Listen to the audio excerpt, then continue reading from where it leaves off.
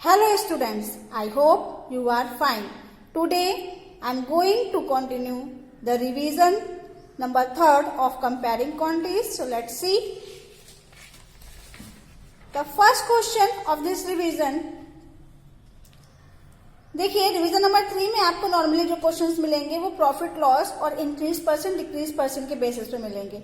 चलिए देखते हैं। जैसे लिखा है फाइंड परसेंटेज ऑफ इंक्रीज और डिक्रीज। आपको इंक्रीज परसेंट और डिक्रीज परसेंट निकालना है। वो तो डिपेंड करता है कि मनी में इंक्रीमेंट हो रहा है कि डिक्रीमेंट हो रहा है। जहां पर इंक्रीज हो रहा होगा वहां पर इंक्रीज परसेंट निकालेंगे, जहां पर डिक्रीज हो रहा होगा वहां पर डिक्रीज परसेंट निकालेंगे। ठीक है, लेकिन जो फॉर्मूला होता है उसके लिए चाहे इंक्रीज परसेंट हो चाहे डिक्रीज परसेंट हो, उसके लिए क्या होता है। देखिए जैसे फर्स्ट क्वेश्चन लिखा है price of shirt decrease from ₹80 to 60। एक शर्ट की प्राइस पहले 80 रुपीज थी, अब कितनी हो गई 60 रुपीज हो गई। तो पहले 80 थी अब 60 हो गई, मतलब ये घट गई ना। ठीक है, जब घट गई है डिक्रीज हो गई है, दैट मीन्स वहां पर हम डिक्रीज परसेंट निकालेंगे। तो फॉर्मूला होता है, सॉल्यूशन में लिखेंगे फॉर्मूला होता है डिक्रीज परसेंट। अगर इंक्रीज परसेंट निकालना होगा तो आप इंक्रीज परसेंट लिखेंगे, डिक्रीज परसेंट निकालना होगा तो डिक्रीज परसेंट लिखेंगे। Decrease percent is equal to numerator में रहता है change in amount, upon denominator में रहता है ओरिजिनल अमाउंट मल्टीप्लाइड बाय 100।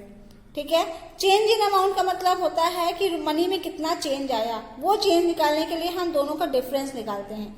तो चेंज इन अमाउंट क्या हो जाएगा, ₹80 माइनस ₹60 अपॉन ओरिजिनल अमाउंट का मतलब ये होता है कि पहले अमाउंट क्या था, पहले ₹80 था शर्ट का कॉस्ट। ठीक है, तो जो पहले अमाउंट रहता है वो हम लिखते हैं। बाद में क्या हुआ घट कर या बढ़कर जो हुआ उसको हम नहीं लिखते हैं ओरिजिनल अमाउंट। ओरिजिनल अमाउंट का मतलब जो पहले था। ठीक है, तो ओरिजिनल अमाउंट पहले कितना था ₹80, तो उसको लिखेंगे original amount that is ₹80 multiplied by 100। ठीक है, ₹80 में से 60 गया तो 20 आया अपॉन 80 मल्टीप्लाइड बाय 100। इसको सिंप्लीफाई करेंगे, 20 1 जा 20, 24 जा 80, 4 1 जा 4 का मल्टीप्लाई 25 में कराओगे तो 100 आएगा। 25 टाइम्स से कट हो गया। ठीक है, तो डिक्रीज परसेंट कितना आ गया 25%। समझ में आ गया। ठीक है, अगर आपको इंक्रीज परसेंट निकालना होता तो increase percent is equal to change in amount upon original amount multiplied by 100। ठीक है, आप चाहें तो चेंज इन अमाउंट पहले निकाल सकते हैं, खाली वैल्यू रखना हो। यहाँ पर कैलकुलेशन जैसे हम लोगों ने की है तो वो ना करके आप पहले ही कैलकुलेट कर लो, फिर यहाँ पर खाली वैल्यू रख दो। जैसे देखिए सेकंड पार्ट में लिखा है mark in a test increase from 20 to 30। एक टेस्ट में मार्क्स जो हैं वो 20 से 30 हो गए, यानी पहले 20 थे आप कितने हो गए 30। यानी आप पहले लिख लो यहाँ पर change in amount is equal to कितना हो जाएगा 30 माइनस 20, क्योंकि बड़े में से छोटा सब्सट्रैक्ट करेंगे ना। 10 हो गया। ओरिजिनल क्या होगा, ओरिजिनल अमाउंट कितना होगा, दैट इज मतलब जो पहले था, पहले कितने मार्क्स थे 20 थे 20। ठीक है, अब यहाँ पर अमाउंट लिखा है, आप चाहे तो मार्क्स लिख दीजिए। ठीक है, देन आफ्टर आपको क्या निकालना है, इंक्रीज हो रहे हैं मार्क्स। देखिए तो इंक्रीज परसेंट निकालेंगे ना, तो लिखेंगे increase percent is equal to formula लगाएंगे change in amount upon original amount multiplied by 100। Value रख दीजिए, यहाँ पर 10 होगा, यहाँ पर 20 होगा, मल्टीप्लाइड बाय 100। इसको सिंप्लीफाई कर लीजिए, you will get the answer in percentage. Okay, question number 2 देखिए। Arun bought a car ₹3,50,000। Arun ने एक कार खरीदी कितने की, 3,50,000 की। The next year the price went up to ₹3,70,000। Next year उसका प्राइस कितना हो गया 3,70,000 हो गया। What was the percent of price increase, तो कितना परसेंट इंक्रीज हुआ है निकाल सकते हो। पहला कितना था 3,50,000, नेक्स्ट ईयर कितना हो गया 3,70,000। तो जाहिर सी बात है ये इंक्रीज हो रहा है अमाउंट में, तो आपको इंक्रीज परसेंट निकालना होगा। चेंज इन अमाउंट कैसे निकालोगे, दोनों को सब्ट्रैक्ट करके। ओरिजिनल कौन सा रहेगा, जो पहले था, पहला अमाउंट कितना था 3,50,000। तो वैल्यू रख करके कैलकुलेट करके आंसर निकाल लोगे आप इसका। ठीक है, नेक्स्ट क्वेश्चन देखिए। Question number 3 is a shopkeeper bought a chair for ₹375 and sold it for ₹400। जब कोई चीज खरीदी जाती है तो वो उसका कॉस्ट प्राइस होता है, जब कोई चीज बेची जाती है तो उसका सेलिंग प्राइस होता है। ठीक है, तो यहां पर देखिए लिखा हुआ है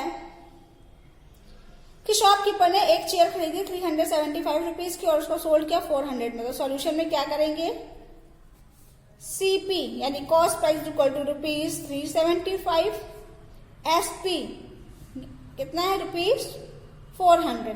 जब कॉस्ट प्राइस पता है, सेलिंग प्राइस पता है, तो आप देख रहे हो कॉस्ट प्राइस छोटा है, सेलिंग प्राइस बड़ा है। जब cost price is less than selling price होता है ना, तो वहां पर प्रॉफिट होता है, और जब कॉस्ट प्राइस हमारा बड़ा होता है, सेलिंग प्राइस कम होता है, तो वहां पर लॉस होता है।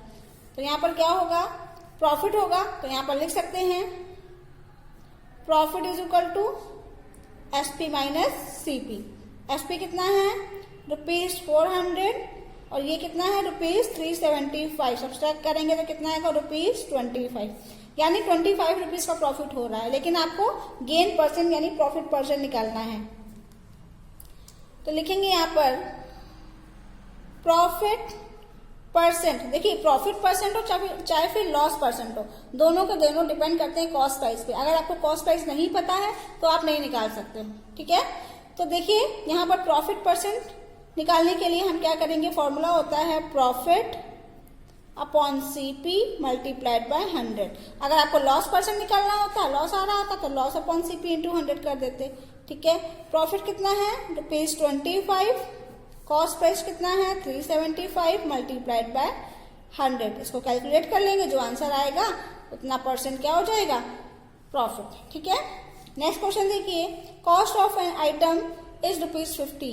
कोई आइटम है जिसका कॉस्ट ₹50 है, it was sold at a profit of 12%।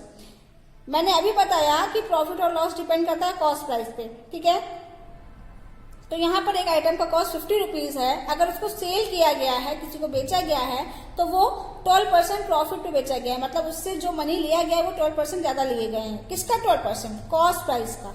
ठीक है, हमेशा प्रॉफिट लॉस जब भी हम निकालेंगे तो वो कॉस्ट प्राइस का ही निकालेंगे। ठीक है, तो आपको सेलिंग प्राइस बताना है, मतलब कितने का सोल्ड किया गया है। तो देखिए क्या करेंगे सॉल्यूशन में। सबसे पहले आपको दिया है CP of an item is equal to ₹50। Profit percent कितना दिया गया है 12%। तो प्रॉफिट कितने का हुआ, profit is equal to 12% of CP. CP का 12% आप निकाल लीजिए। तो 12% का मतलब 100, ऑफ का मतलब मल्टीप्लाई, सीपी कितना है 50। 50 1 जा 50, 52 जा 100, 2 6 जा 12, ₹6।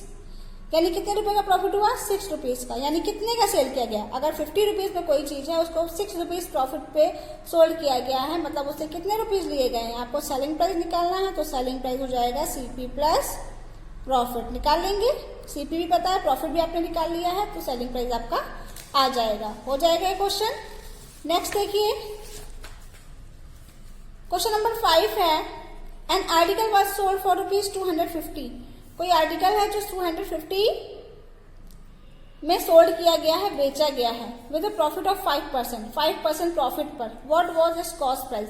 देखिए यहाँ पर आपको सेलिंग प्राइस दिया गया है और प्रॉफिट परसेंट 5% दिया है, तो यानी आप जो 5% निकालेंगे वो 250 का नहीं निकालेंगे, क्योंकि ये सेलिंग प्राइस है। और जब हम प्रॉफिट परसेंट या लॉस परसेंट दिया होता है ना, और वो हमको अमाउंट निकालने को बोले, यानी प्रॉफिट या लॉस निकालने को बोले, तो वो हमेशा कॉस्ट प्राइस से रिलेट कराते हैं। ठीक है, तो यहाँ पर हमको कॉस्ट प्राइस पता ही नहीं है, तो हम कैसे निकालेंगे प्रॉफिट कितने रुपए का हुआ। तो इसके लिए हम क्या करेंगे, सॉल्यूशन में लेट करेंगे कॉस्ट प्राइस को। तो let CP is equal to x. CP x हो गया, प्रॉफिट परसेंट कितना हो गया 5%, और एसपी कितना हो गया 250। ठीक है, अब आपको कॉस्ट प्राइस पता है जो आपने लेट किया है, और प्रॉफिट 5% है, तो प्रॉफिट आप पहले निकाल लीजिए। तो profit is equal to profit percent of CP. ठीक है, प्रॉफिट परसेंट कितना है 5% ऑफ सीपी कितना है एक्स, यानी एक्स का 5% निकाल लीजिए। तो जाहिर सी बात है एक्स अगर वेरिएबल है तो प्रॉफिट भी वेरिएबल के टर्म में ही आएगा। ठीक है, तो हो जाएगा 5/100 इंटू एक्स। 5 1 5, 5 2 10, 20 x/20 रुपीज का प्रॉफिट हुआ। कॉस्ट प्राइस x है, x/20 रुपीज का प्रॉफिट हुआ, और कॉस्ट प्राइस में प्रॉफिट को हम ऐड कर देंगे तो वो क्या हो जाएगा, सेलिंग प्राइस। ठीक है, तो नाउ CP प्लस प्रॉफिट, इन दोनों को ऐड करेंगे तो वो क्या बन जाता है, सेलिंग प्राइस। CP कितना है x, प्रॉफिट कितना है x/20, और सेलिंग प्राइस कितना दिया गया है 250। यहां से आप x की वैल्यू जब कैलकुलेट करके निकालोगे ना तो वो x क्या आएगा, कॉस्ट प्राइस, जो कि आपको क्वेश्चन में पूछ रहा है। ठीक है, तो ये इसको कैलकुलेट करेंगे तो हो जाएगा 20, एलसीएम लेंगे 1, ये हो जाएगा 20x plus x/20 is equal to 250। It becomes 20x plus 1x. 21x/20 is equal to 250. This implies x is equal to 250. ये 20 यहाँ पर डिवाइड हो रहा है तो जाके मल्टीप्लाई, 21 मल्टीप्लाई हो रहा है तो डिवाइड। इसको आप कैलकुलेट कर लेंगे, जो भी आंसर आएगा वो आपका कॉस्ट प्राइस होगा। ठीक है, जरूरी नहीं है कि आपका जो नंबर आए वो पूरा का पूरा होल नंबर हो, डेसिमल में भी आ सकता है। ठीक है, नेक्स्ट क्वेश्चन देखिए, question number 6। An item was sold for ₹540 at a loss percent of 5%. What was its cost price. Same question जैसे 5 है वैसे ही 6 है, बस यहाँ पर जो सेलिंग प्राइस दिया गया है वो 540 है और जो लॉस परसेंट वो 55% है। लॉस परसेंट की बात कर रहा है, यानी यहाँ पर आपको कॉस्ट प्राइस फिर से निकालना है। कॉस्ट प्राइस आपको x लेना पड़ेगा, लॉस परसेंट की जगह 5% लिखना पड़ेगा, सेलिंग प्राइस जो दिया गया है 540 वो लिखना पड़ेगा। अब आपको यहाँ पर लॉस निकालना है क्योंकि लॉस परसेंट दिया है, तो loss is equal to loss percent of CP, वो भी x के टर्म में ही आएगा। ठीक, देन आफ्टर जब हमको लॉस होता है तो सीपी में से हम माइनस करेंगे, तो CP minus loss is equal to SP. समझ में आ गया। यहाँ पर हम क्या लिखेंगे, जब यहाँ तक कैलकुलेट कर लेंगे, जब हमको इससे रिलेशन बनाना होगा तो हम लिखेंगे CP minus loss is equal to SP.